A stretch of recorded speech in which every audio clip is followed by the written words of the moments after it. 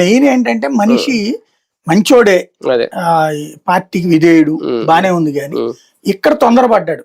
Maybe అది జాగ్రత్తగా check చేసుకోవాల్సి. అంటే ఈ పదవిలోకి రావడం వల్ల కూడా వ్యక్తిగత విషయాల్ని లాగేసి కూడా రాజకీయాలు చేసి ఆయన ఇబ్బంది పడు చేయడండి.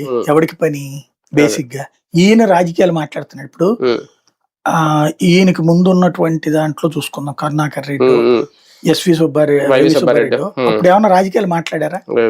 టీటీడీలో కూర్చుని అంతకుముందు తెలుగుదేశం గురించి ఏమన్నా అట్లా కామెంట్స్ చేశారు? లేదా అంతకుముందు చేసినటువంటి చైర్మన్లు ఆయన పేరేంటి, సుధాకర్ యాదవ్, బాపిరాజులు, ఇట్లాంటి వాళ్ళు కూడా ఎప్పుడు మాట్లాడలేదే. నువ్వు ఆ పోస్ట్ లోకి వెళ్ళినప్పుడు నువ్వు ఖచ్చితంగా ఆధ్యాత్మిక భావంతోనే ఉండు.